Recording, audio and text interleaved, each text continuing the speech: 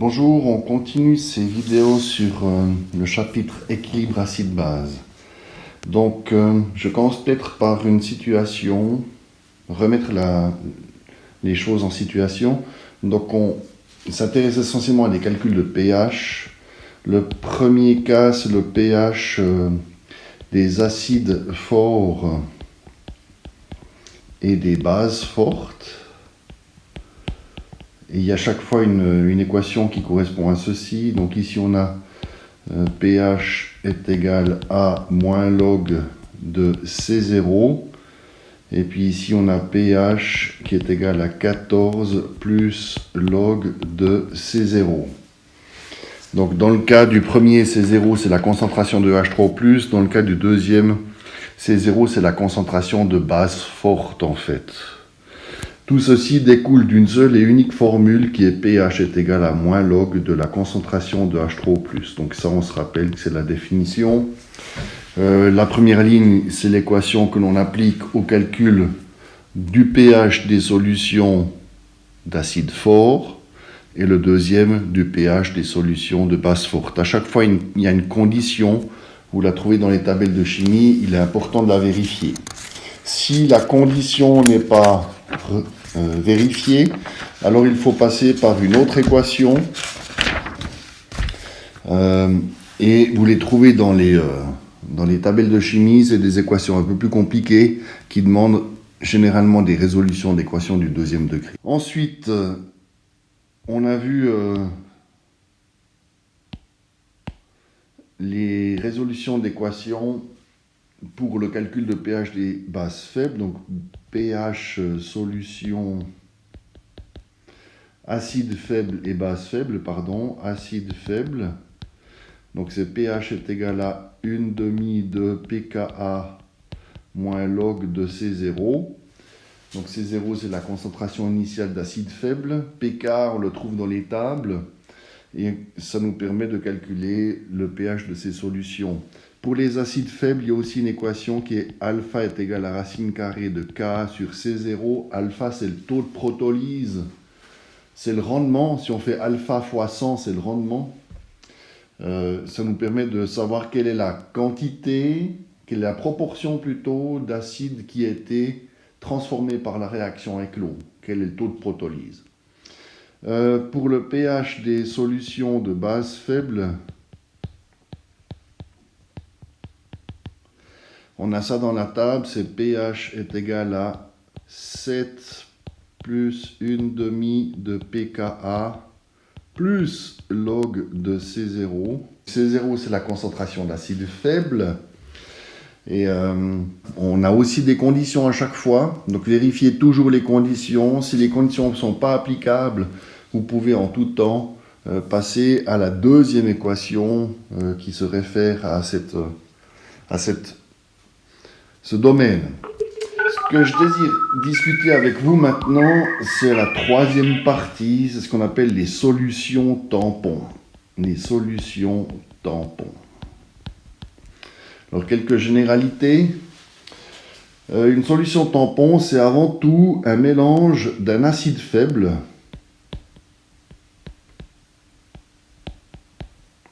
et de sa base conjuguée.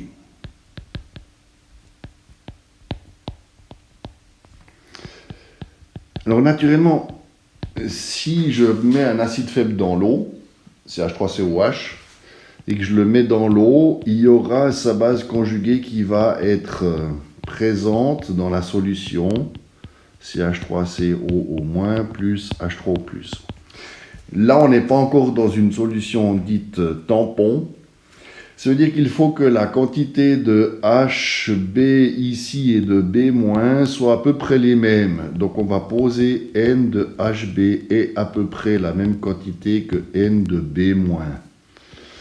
Et c'est ça une solution tampon. C'est-à-dire qu'on a généré de manière artificielle une solution qui contient de l'acide faible et de sa base conjuguée dans des proportions qui ne sont pas celles que l'on rencontre lorsqu'on prépare une solution d'acide faible ou une solution de base faible. Donc artificiellement, on va mélanger, on va faire ce qu'il faut pour qu'il y ait de l'acide faible présent avec la base faible. Pour plus de clarté, peut-être, je vous propose d'envisager cette solution tampon sous l'angle d'un exercice. Donc on nous dit ici, calculer le pH d'une solution contenant de l'acide acétique. Donc on a une concentration initiale d'acide acétique CH3COOH qui est égale à 1 mol par litre. Et de l'acétate de sodium. Donc on a ajouté à cette solution d'acide le sel qui contient sa base conjuguée. On peut peut-être expliquer ceci. Donc l'acide acétique, c'est ça, CH3COH. Si maintenant je mets de l'acétate de sodium dans l'eau, qu'est-ce qui se passe? CH3COONA est un composé ionique. Il va se dissoudre. Il est soluble. Tous les dérivés des alcalins sont solubles. CH3COO- aqueux plus Na plus aqueux.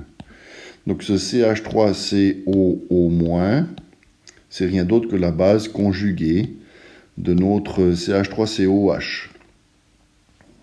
Donc si j'écrivais l'équation de protolyse,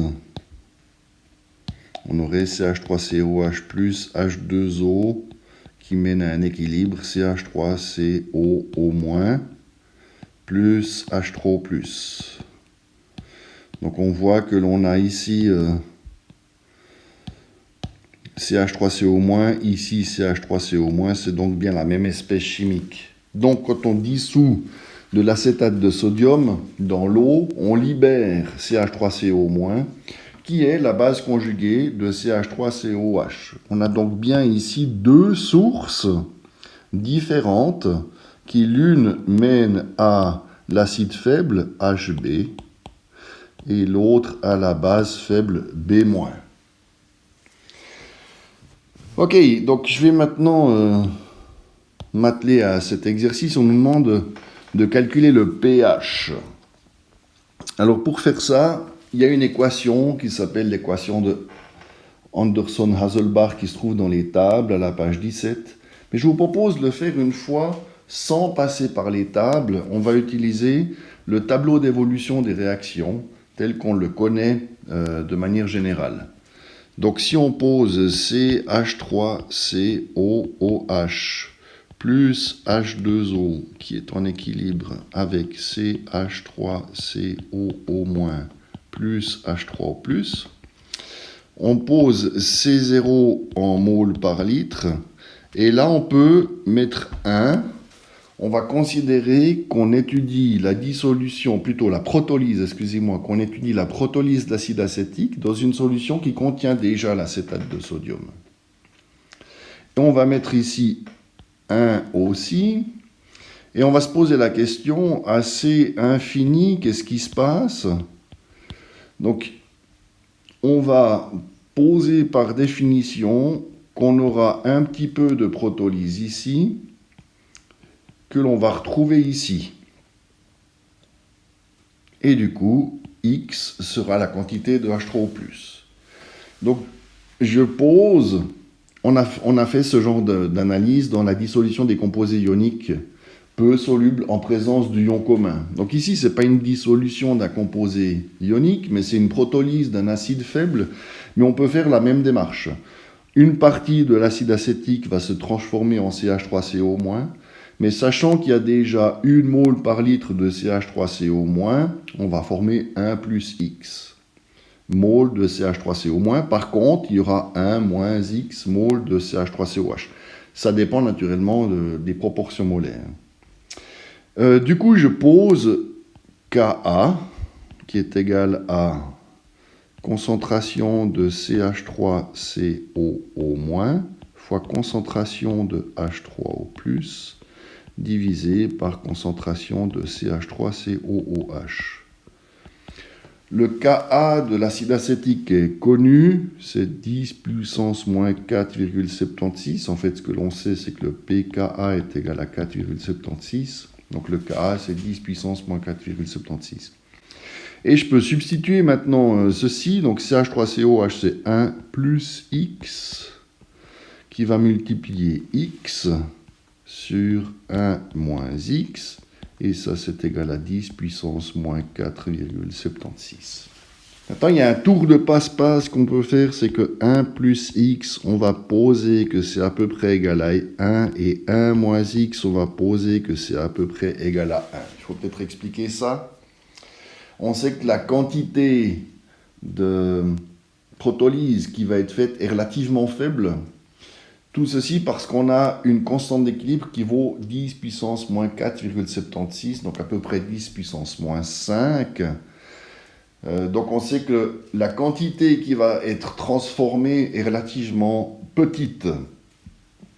Et si je fais ça, ça veut dire qu'on a 1 fois x sur 1 qui est égal à 10 puissance moins 4,76. Donc on a que x est égal à 10 puissance moins 4,76.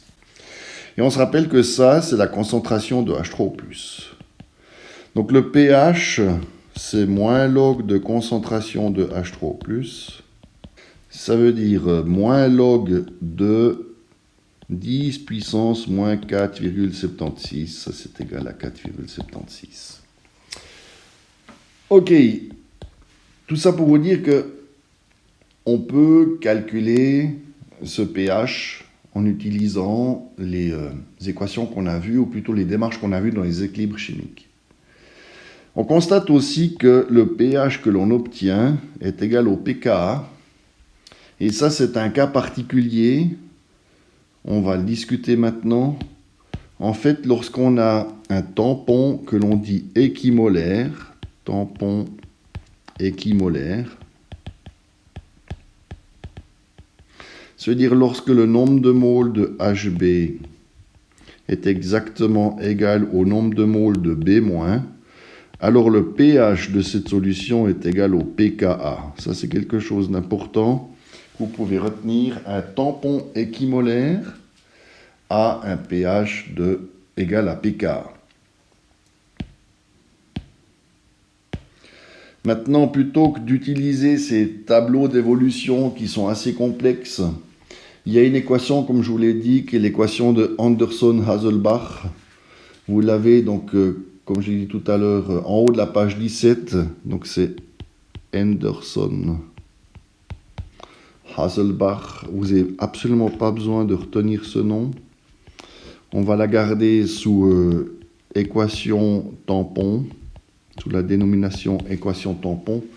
Et on nous dit que pH est égal à pKa plus log de concentration de B- sur concentration de Hb.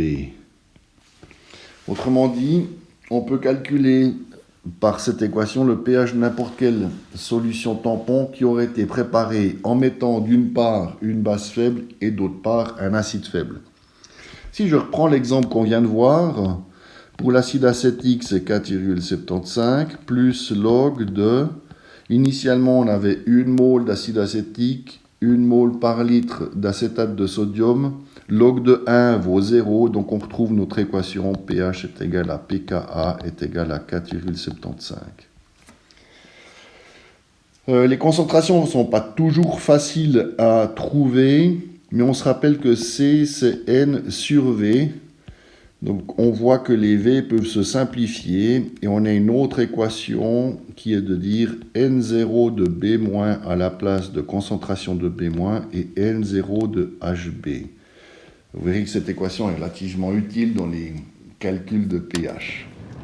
On a un petit peu discuté les solutions tampons, mais voyons peut-être précisément sa définition. Donc une solution tampon, c'est une solution dans laquelle on a en présence une certaine quantité d'acide faible et une quantité à peu près équivalente de base faible. C'est ce qu'on appelle une solution tampon, et c'est une solution dont le pH ne varie que très peu. Elle a donc une capacité de résister. Quand on lui ajoute des petites quantités d'acide fort ou de base forte. Je vous lis un petit texte tiré d'un livre que j'apprécie beaucoup, qui s'appelle « Chimie des solutions ». Les solutions tampons présentent de nombreuses applications importantes dans l'industrie, en laboratoire et chez les organismes vivants. Certaines réactions chimiques consomment des acides, d'autres en produisent, et un grand nombre sont catalysés par H3O+. Si on veut étudier la cinétique de ces réactions ou simplement régir leur vitesse, il faut savoir régulariser le pH. Et ça, c'est vraiment le but d'une solution tampon. On peut réduire au minimum les variations de pH en effectuant des réactions dans des solutions tampons. Petite parenthèse, en biochimie, les solutions tampons sont très souvent utilisées, ainsi qu'en biologie pour les cultures de certains organismes, les bactéries ou autres, pour que le pH reste constant. On peut réduire au minimum les variations de pH en effectuant des réactions dans des solutions tampons. Les réactions catalysées par des enzymes sont particulièrement sensibles aux variations de pH. Les études qui font intervenir des protéines sont habituellement effectuées dans des milieux tamponnés parce que le nombre et le type de charge électrique portées par les molécules de protéines influent sur leur fonctionnement. Et ces charges dépendent du pH. Voilà donc. On peut résumer tout ceci pour dire les solutions tampons sont régulièrement utilisées dans un seul et unique but, maintenir le pH constant. Et on verra qu'on peut maintenir un pH constant à peu près à n'importe quelle valeur en jouant sur la nature de l'acide faible, donc de sa base conjuguée.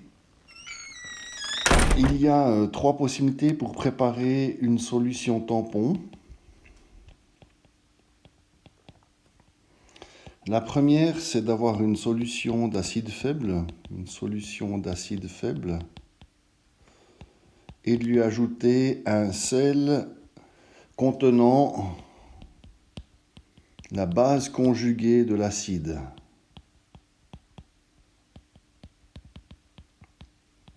Alors exemple, CH3COOH, ce serait notre acide. Donc ça, c'est la solution. Et on ajoute le sel, CH3COONA. Donc le sel contient la base conjuguée de l'acide en question. Deuxième possibilité, on prend une solution d'acide faible comme avant, solution d'acide faible. Mais ici, on ajoute NaOH ou n'importe quelle base forte, mais souvent c'est NaOH. Exemple, on a du CH3COOH qui est notre solution, CH3COOH. Si on en a N moles, on va rajouter N sur 2 moles de NaOH. Il se trouve que le NaOH, qui est une base forte, va réagir avec l'acide acétique pour le déprotoner. Donc du coup, on aura N demi-moles de CH3COOH une fois la réaction passée, plus N demi-moles de CH3COONA. Donc en fait, la démarche est la même que précédemment, sauf que le chemin pour y aller est différent. Et troisième possibilité, on part d'une solution de base faible, mais cette fois on ajoute un acide fort. C'est exactement la même chose, on aurait au départ N moles de CH3CO-, on ajoute N moles sur 2 de HCl, et du coup à la fin, on arrive exactement dans la même situation que précédemment. Ce sont donc les 3 voies possibles qui peuvent mener à une solution tampon. La première, on mélange l'acide faible avec un sel qui contient sa base conjuguée. La deuxième, on part d'un acide faible, mais on en déprotonne la moitié avec NaOH. Et la troisième, on part de la base faible et on en protonne la moitié avec HCl. Ce sont donc les 3 voies d'accès possibles à un tampon. Ok, j'aimerais revenir à la fameuse équation de Anderson-Hasselbalch et vous allez comprendre maintenant d'où elle vient et comment est-ce qu'on l'utilise. Donc pour l'expliquer, je prends ma situation qui décrit notre tampon dans lequel on a un certain nombre de moles d'acide acétique, un certain nombre de moles d'acétate et on peut sans autre écrire que Ka est égal à concentration de H3O+, fois concentration de CH3COO-, divisé par concentration de CH3COOH. Ok. Si maintenant on décide de sortir H3O+ de tout ça, on aura concentration de H3O+, c'est égal à quoi? C'est Ka qui multiplie concentration de CH3COOH divisé par concentration de CH3COO-. Si maintenant je prends le log négatif de part et d'autre, ça fait moins log de H3O+, ça c'est pH. On se souvient que le log d'un produit, c'est la somme des logs. Donc, moins log de Ka, c'est pKa.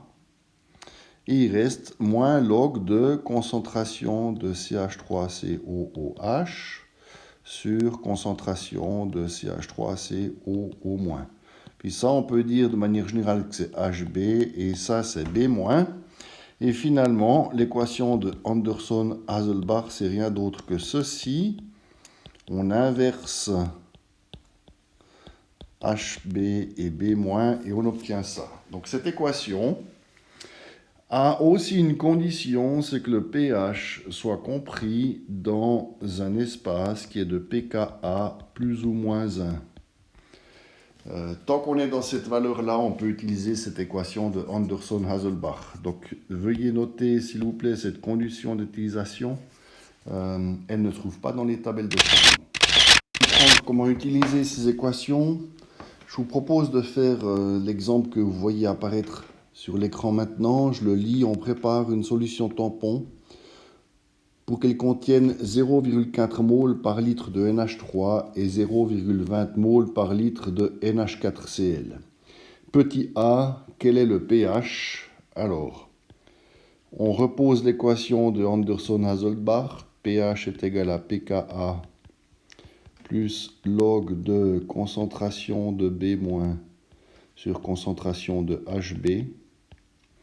La question maintenant est de trouver le pKa de notre couple. Donc je vous rappelle que le couple c'est NH4 plus NH3. pKa est égal à 9,25. Donc on pose ici pH est égal à 9,25 plus log de, et si on reprend la donnée, on avait 0,24 mol, 0,24 mol de NH3, donc de B-, 0,20. On voit qu'on est assez proche l'un de l'autre, hein, ce qui est le propre des solutions tampons. On a à peu près autant d'acide faible que de base faible. Et si on effectue ce calcul, on arrive avec un résultat qui est de 9,34.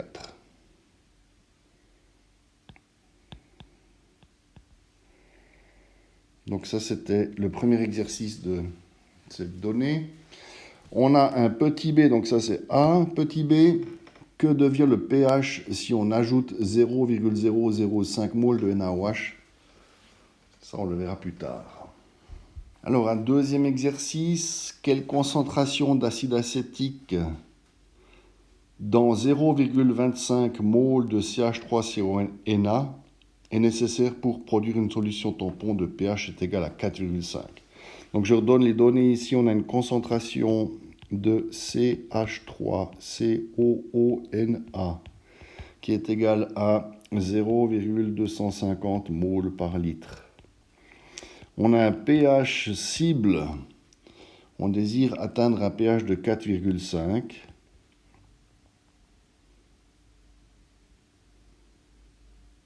Et on cherche la concentration de CH3COOH qu'il faut atteindre. Donc dans cet exercice, on considère que le volume va rester fixe, sinon ça amènerait une variable dont on devrait tenir compte. Donc imaginons qu'on a une solution de base faible, on ajoute de l'acide faible pour arriver à une certaine concentration. Et on imagine que lorsqu'on ajoute l'acide faible, il n'y a pas de variation de volume. Donc on prend l'équation de Anderson-Haselbach, pK plus log de concentration de B- sur concentration de HB. On sait que ça doit valoir 4,5. Alors le pK, c'est 4,76 plus log de B-, c'est 0,25. Et X, c'est ce que l'on cherche. Et il s'agit maintenant de sortir ceci.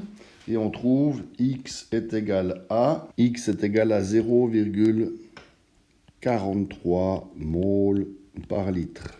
Je vous propose maintenant de faire l'exercice suivant. Il s'affiche maintenant. Je vous laisse lire tranquillement la donnée. Et je vous donne la réponse de manière à ce que vous puissiez voir si cette démarche est correcte. Donc vous devez arriver à 3,2 g de NH4Cl. On obtiendra M de NH4Cl est égal à 3,2 g. Voilà, je vais maintenant terminer avec cette capsule sur les tampons. En attaché à ce lien vers la capsule YouTube, je vais vous mettre quelques exercices que vous pouvez faire avec les réponses attenantes. Je vais aussi les déposer sur Teams, de manière à ce que dans l'onglet Devoirs, vous puissiez accéder à ce matériel. Voilà, je vous souhaite bien du plaisir dans l'étude de ce tampon. La semaine prochaine, nous étudierons encore une nouveauté, c'est l'utilisation du tampon. Comment est-ce que le pH varie lorsqu'on ajoute un acide fort ou une base forte. Et il y aura encore une capsule qui parlera de manière générale du titrage. Et après, on s'arrêtera là avec les nouveautés. Il n'y aura donc plus de matière. On ne fera que répéter tout ce que l'on a vu sous forme d'examen de maturité des années précédentes, résolu via des capsules comme vous avez déjà pu en voir l'une ou l'autre. J'espère que ceci vous convient, que le rythme vous convient. Je vous invite vraiment à réagir pour communiquer tout ce qui pourrait mener à une modification, une adaptation pour vous servir.